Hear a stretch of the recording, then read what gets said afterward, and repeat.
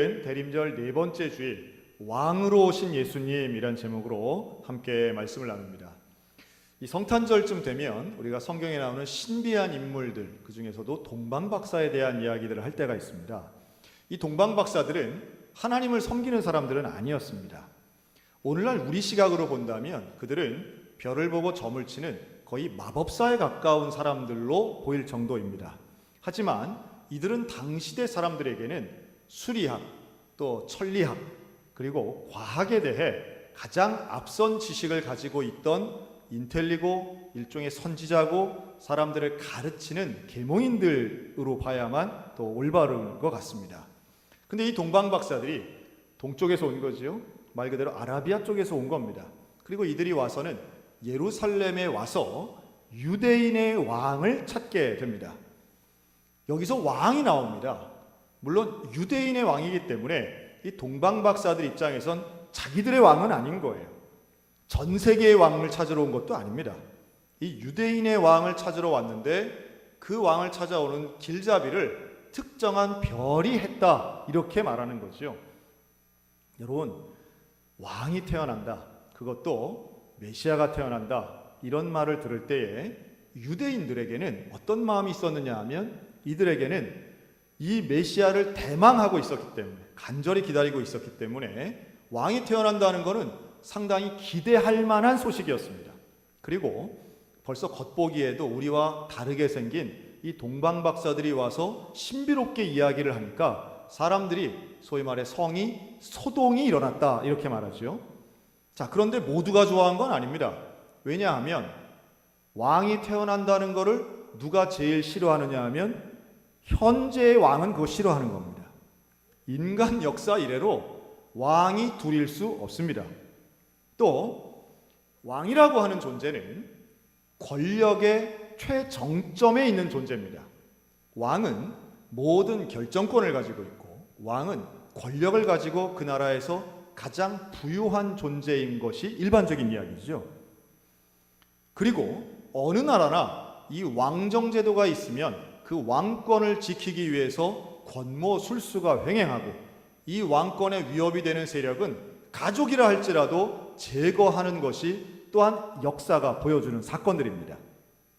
그러니 이 이야기를 들었던 당시에 이 지역의 분봉왕 헤롯은 크게 놀랍니다. 이게 메시지라고 하는 성경, 새롭게 이제 개혁한 그 메시지 성경에 보면요, 헤롯이 겁이 덜컥 났다, 이렇게 말합니다. 그러니까 아주 신뢰감이 있어 보이는 신비한 인물들이 나타나서 갑자기 여기에 유대인의 왕이 태어난다고 하니 기존의 왕은 긴장할 수밖에 없는 거죠. 그런데 헤롯은 정치인입니다. 그는 이 동방박사들을 가만히 불러서 7절, 8절 이하에 보면 가만히 불러서 이렇게 말합니다. 그 그리스도가 어디서 태어난지 나에게 정확히 알려다오. 나도 가서 그에게 경배하려 하노라. 그런데 헤롯은 경배하는 것이 본심이에요, 거짓말이에요? 거짓말입니다. 예나 지금이나 정치하는 사람들은 거짓말을 이용합니다. 말은 늘 그럴듯합니다. 말은 아주 구구절절히 감동적이고 옳은 말이지만 자신의 정권, 자신의 왕권, 자신의 권력을 지키려고 하는 것은 이러한 권력의 속성이라고 할 수 있습니다. 그리고 더더군다나 통제되지 않는 권력은 항상 부패할 수밖에 없습니다. 자기의 권력을 지키려고 하면 부패하고 거짓말을 일삼기도 하고 술수를 부리는 것이죠. 그 정치권에서 그런 말이 있습니다. 상생의 정치를 하자. 참 좋은 말이고 우리도 그렇게 되었으면 하지만 권력의 속성상 상생이라는 건 있을 수 없습니다. 권력은 나누는 게 아닙니다. 권력은 독점할 때에 빛이 나는 것이지 권력을 나누는 순간 그건 권력이 아닌 것이지요. 그렇기 때문에 상생의 정치나 이런 것을 말하는 건 수사일 뿐이라는 걸 우리는 잘 알고 있습니다. 이것을 하나님도 아십니다. 그래서 구약 성경에 보면 사사시대 때 이스라엘 백성들이 선지자 사무엘을 찾아와서 이렇게 요구해요. 우리에게 왕을 주십시오. 왜냐하면 다른 이방 나라들 보니까 전부 다 우리보다 강하고 맨날 우리를 괴롭히는데 우리하고 이방 나라의 차이를 보니 저기는 왕이 있더라는 거예요. 왕이 있으니까 모여라 하면 확 모이고, 자 군사를 징집한다 그러면 하여튼 싫더라도 겁이 나서라도 왕의 명령이면 모이는데, 우리는 보니까 왕이 없어서 맨날 블레셋에게 당하고 이방 나라들한테 맨날 피해보는 것 같습니다. 우리도 좀 왕을 세워서 강한 나라 됩시다, 이렇게 요구하는 거예요. 그러나 사무엘은 단호하게 말합니다. 하나님은 너희들이 왕을 세우는 걸 원치 않으신다. 여러분, 하나님은 알고 계시는 거죠. 하나님은 왕을 세우는 그 순간 왕은 인간 위에 있는 거예요. 사람들 위에 있는 거예요. 절대적 권력자가 있으면 결국은 부패하게 되고 하나님을 떠나는 교만한 영성이 자리 잡게 된다는 걸 알고 있는 겁니다. 사람이요, 권력 있고 돈 있고 건강하면 그러고도 겸손한 사람이 있다는 것은 거의 불가능에 가까운 이야기 아니겠습니까? 하나님은 싫어하셨지만 사람들이, 백성들이 원하기에 사무엘이 그걸 허용합니다. 그리고 세운 최초의 왕이 사울 왕이었습니다. 그는 겸손한 젊은이였습니다. 좋은 성품이 있었어요. 그런데 왕이 되자 변합니다. 최고의 권력을 가지고 힘을 가지니까 교만해지는 거예요. 그리고 결국은 하나님이 그를 버리시는 멸망의 길을 걷게 됩니다. 이스라엘 전체 역사를 보아도 남한국 북왕으로 분열돼서 수많은 왕들이 있었지만 다윗 정도, 그리고 한 4명 정도를 제외하고는 하나같이 약한 왕들이었습니다. 손에 꼽을 소수를 제외하면 하나같이 약한 왕들, 처음부터 악했던 것이 아니라 권력이 주어지고 힘이 주어지자 그것을 통제하지 못하고 하나님 앞에 겸손하지 못하고, 나라는 부강하게 만들었지만 결국 죄인이 되고, 나라는 부자로 만들었지만 결국은 하나님께 버림받는 악한 왕이 되어 나라가 멸망하게 되더라는 거예요. 그게 바로 권력의 속성입니다. 자, 그런데요, 오늘 우리는 예수님을 봅니다. 예수님이 왕으로 오셨다는 건 그럼 어떤 의미가 있을까요? 헤롯도 물론이고 동방박사나 혹은 유대인들조차도 예수님을 세속 권력과 연계해서 생각했습니다. 헤롯은 유대인의 왕이 태어나면 내 권력이 침해될까봐 두려워했고, 유대인들은 유대인의 왕이 태어나면 로마의 앞제에서 우리를 해방시켜줄 거라고 생각했습니다. 그러나 예수님이 왕으로 오셨다는 건 그런 개념이 아니라는 것 우리는 알고 믿고 있습니다. 예수님이 왕으로 오신 것을 이사야서 9장 6절은 이렇게 설명합니다. 한 아기가 우리에게 낳고 한 아들을 우리에게 주신 바 되었는데 그 어깨에는 정사를 메었고 그 이름은 기묘자라, 모사라, 전능하신 하나님이라, 영존하시는 아버지라, 평강의 왕이라 할 것입니다. 아멘. 예수님은 평강의 왕으로 오셨다는 거예요. 평강의 왕은 하나님과 우리 사이를 평강하게 만드신다라고 하는 겁니다. 우리가 흔히 예수님은 나를 구원하러 오셨어 이렇게 표현하잖아요. 그 말과 같은 의미예요. 하나님과 우리가 평강한 사이, 하나가 되고 만나는 사이가 되게 하기 위해서 예수님이 이 땅에 오신 거죠. 그럼 우리가 불화한 건가? 하나님과 우리는 불화한 겁니다. 떨어져 있었어요. 하나님과 연결되지 못했어요. 이유는 우리의 죄 때문이었습니다. 죄 때문에 하나님과 평화하지 못한 거예요. 그런데 이 문제를 해결하시기 위해 예수님이 오신 겁니다. 여러분, 죄의 문제는 어떻게 하면 해결될까요? 죄는 용서하면 해결됩니다. 용서하면 해결이 돼요. 그런데 용서가 어떻게 가능한가? 베드로가 예수님에게 이런 말을 한 적이 있습니다. 예수님, 7번 용서하면 어떻겠습니까? 7번. 제가 이런 질문을 한번 드려봅니다. 여러분, 아는 사람이 똑같은 잘못을 7번 하면 7번 다 용서하실 수 있으시겠습니까? 생각만 해도 진저리 치는 거 아니에요? 내가 바본가? 7번이나 그렇게 용서해 주게? 그런데 예수님 뭐라고 하느냐 하면 7번씩 70번이라도 용서하라 이렇게 말씀하세요. 단순한 계산만 해도 490번을 그거 어떻게 용서하겠어요? 그 전에 490번은 490, 4번도 난 2번도, 한 번은 가능할지 모르겠으나 수백 번을 용서한다는 건 한없이 용서한다는 건데 이건 불가능한 거 아니겠습니까? 근데 어떤 목사님이 그렇게 설명하시는 거 제가 들었어요. 인간관계 속에 490번, 7번씩 70번이 용서하는데 가장 근사치 되는 관계가 있다는 거예요. 그 관계는 바로 자식을 용서하는 부모의 마음이다. 자식은 부모를 그만큼 용서 못하는데, 형제자매도 그렇게 용서 못하는데, 부모는 자녀를 그만큼 용서하는 분들이 있더라는 거예요. 이유가 뭘까요? 하나밖에 없어요. 이유는 하나입니다. 사랑하니까 용서할 수 있는 거예요. 내가 훌륭한 사람에서 용서하는 게 아니라 그 사람을 사랑하기 때문에 용서하는 거예요.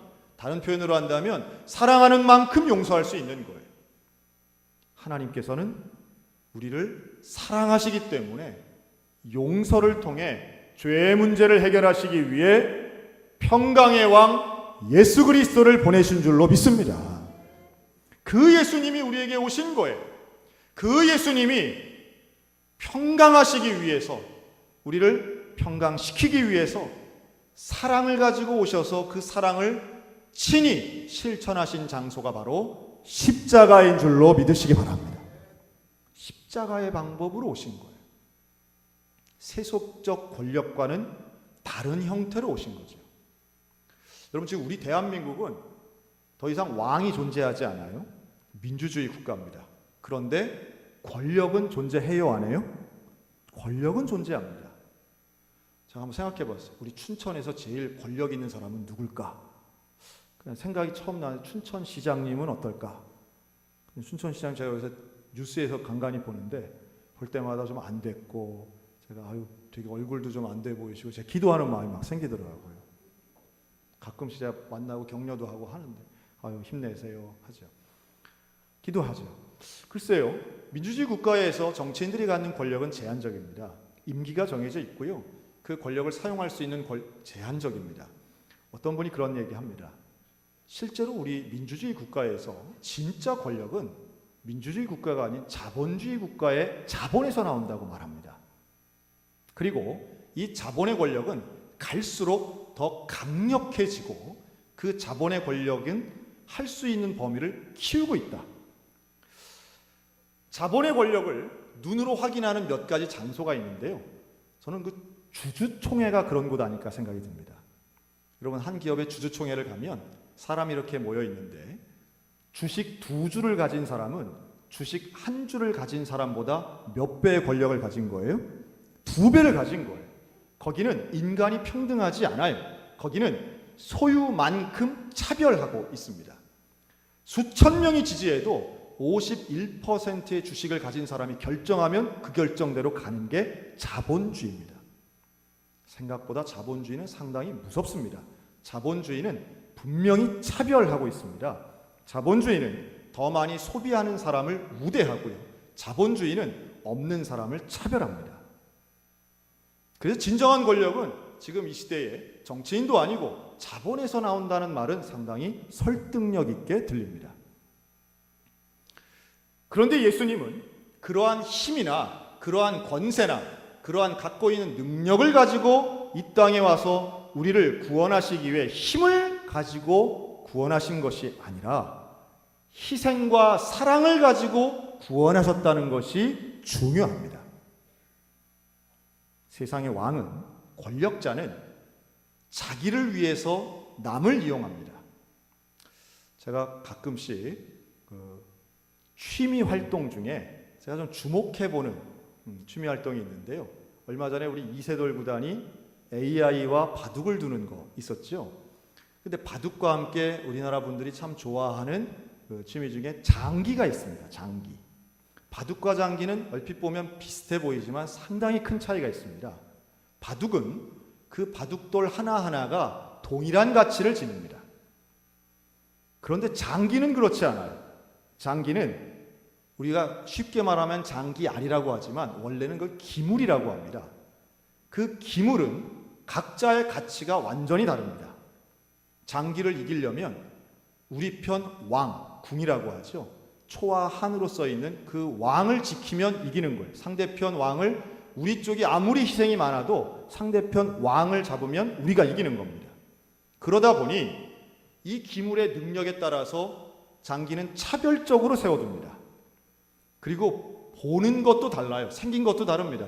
왕이 제일 커요. 뭐가 제일 작냐 하면 졸과 병이 제일 작습니다. 그래서 나온 말이 누굴 졸로 보나 라고 말합니다. 졸은 쉽게 소비됩니다. 상대편 가치 있는 기물을 먹기 위해서 졸을 먹잇감으로 내줄 때도 있습니다. 아낌없이 그걸 희생합니다. 목표를 향해서는 덜 가치로운 걸 아낌없이 버리는 거예요. 더 큰 것을 얻기 위해. 자본주의적, 차별적 가치가 장기판 안에는 한눈에 보입니다. 궁 하나를 보호하기 위해서 차, 마, 상, 포가 나름대로 희생합니다. 세상 그걸 충성이라 볼 수도 있겠으나 그러나 왕 입장에서는 자기를 위해 희생하는 부하들을 당연시 여기는 것. 여러분, 이것은 그리스도가 십자가에 달리신 모습과는 정반대의 내용이라는 걸 아셔야 됩니다. 예수님은 우리를 구원하시기 위해서 피조물을 희생하신 게 아니에요. 예수님은 권력을 이용해서 내 아래에 있는 사람들을 희생하신 분이 아니에요.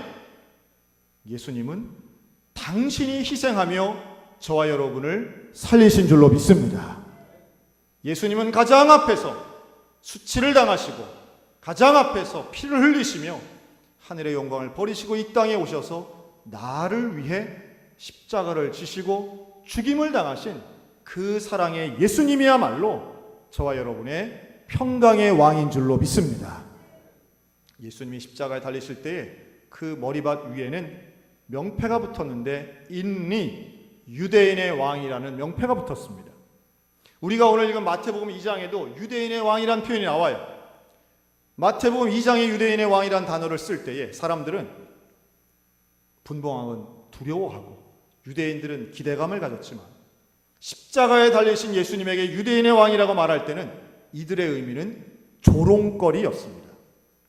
빌라도를 찾아간 대제사장들이 이렇게 요구합니다. 유대인의 왕이라 쓰지 말고 자칭 유대인의 왕이라 쓰시오. 이들은 하나같이 적대적으로 예수를 조롱하며 유대인이란 왕 표현 자체를 비하하는 의미로 썼다는 거예요. 예수님은 그 조롱, 그 수치 다 받으시며 십자가에 달리셨고 그 희생의 섬김을 통해 우리가 구원받은 줄로 믿습니다. 예수님은 이 땅에 오셔서 온전한 방법을 쓰십니다. 그 겸손하신 모습으로 이 땅에 오신 거죠. 예수님의 겸손한 모습 두 가지를 살펴볼 수 있는데요.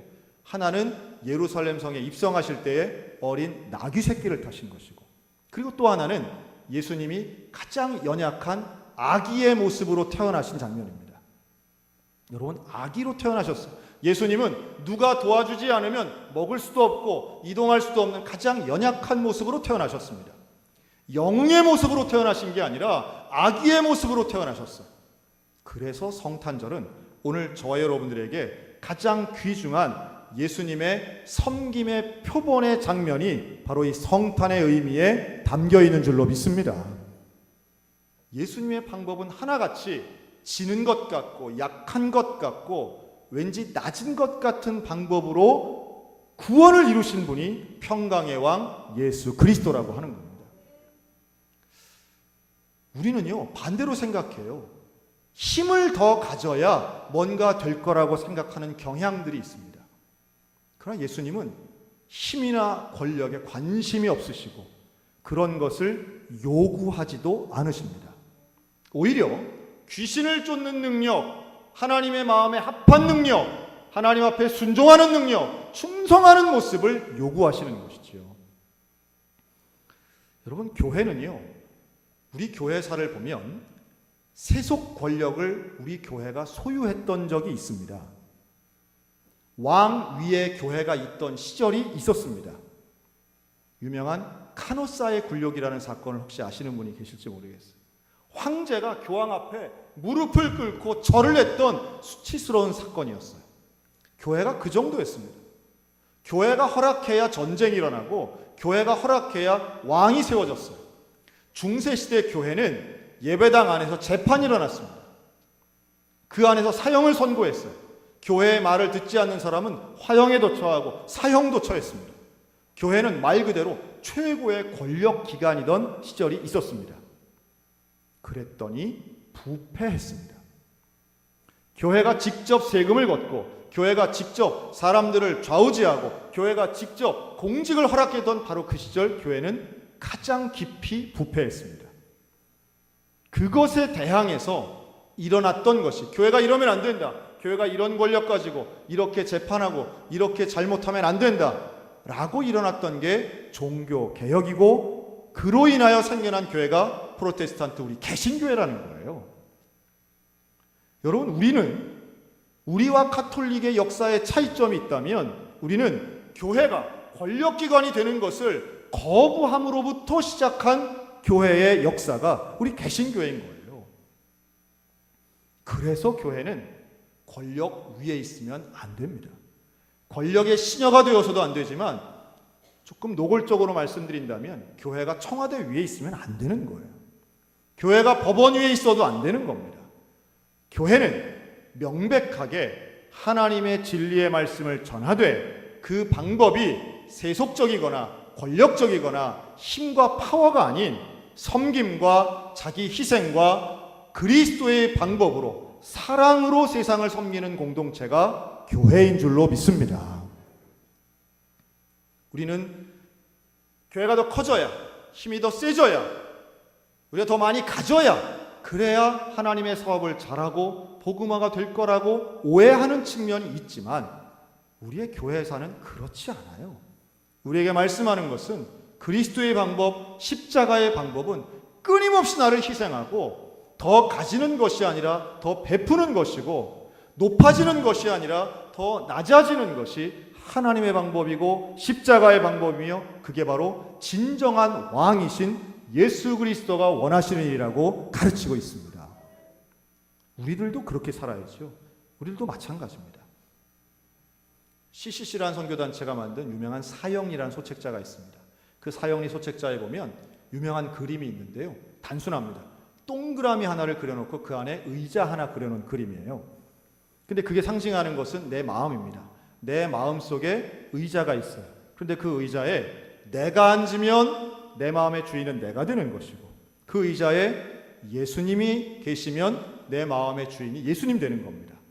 이게 구원받은 사람의 마음 상태, 영적 상태를 표현하는 그림이었는데요. 저는 이걸 이렇게 말씀드리고 싶어요. 우리의 마음속에 예수님을 왕으로 모시기를 주님의 이름으로 권면합니다. 내 마음속에 예수님을 왕으로 모신 사람은 예수님과 함께 살게 됩니다.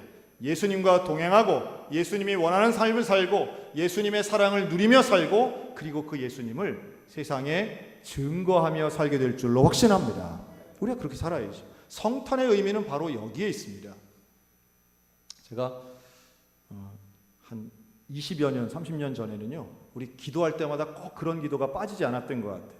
하나님, 저 백화점에는 성탄절이 있고, 뭐 술집에는 성탄절이 있고, 사람들은 성탄의 의미를 모릅니다. 이런 기도를 수십 년 전에 꼭꼭 했어요. 그래갖고 제가 지금도 기억이 나는데, 하나님, 저런 흥청망청이 없어지게 해주세요. 그랬더니 놀랍게도 그게 진짜 없어졌더라고요. 더 이상 어딜 가도 성탄의 분위기를 누릴 데가 없어요. 그렇죠? 이젠 더 이상 백화점에도 뭐 술집은 안 가서 모르겠지만 뭐 거기도 트리 장식 뭐 이게 정말 예전 같지 않습니다. 그래서 전 기도 응답은 된 것 같은데 내가 원하는 건 이건 아닌데 뭐 이런 생각이 좀 들어요. 그러면서 또 하나는 그런데 분위기보다 더 중요한 건 성탄의 의미라고 하는 겁니다. 성탄의 의미는 예수님의 사랑이고 평강의 왕이신 그 예수 그리스도께서 가장 낮고 겸손한 모습으로 나를 위해 이 땅에 오셨으니 우리가 누려야 될 것은 감사와 기쁨인 줄로 믿습니다. 그 감사와 기쁨, 예수 그리스도가 나를 위해 이 땅에 오신 것에 대한 감사와 기쁨을 가지고 우리는 예수님의 탄생의 이 기쁜 소식을 세상 가운데 전해야 되는 것이지요. 여러분, 헤롯이나 유대인들이나 대제사장들의 관심은 더 큰 권력의 유지에 있었다면 우리의 관심은 예수 그리스도와 동행, 그 예수님의 인생을 살아가는 것, 예수님을 사랑하는 것, 예수님을 전하는 삶이 돼야 될 줄로 믿습니다. 그것이 진정한 왕, 진정한 내 인생의 왕, 내 인생의 주인, 그 예수님이 우리 가운데 원하시는 일이라고 하는 거죠. 우리 주님과 동행하는 믿음의 성도들, 영원한 평강의 왕으로 오신 그 예수님의 손을 붙잡고 온전히 승리하는 믿음의 생활을 살아가는 이번 성탄절 우리 모든 성도들 다 되시기를 우리 주님의 이름으로 축원합니다.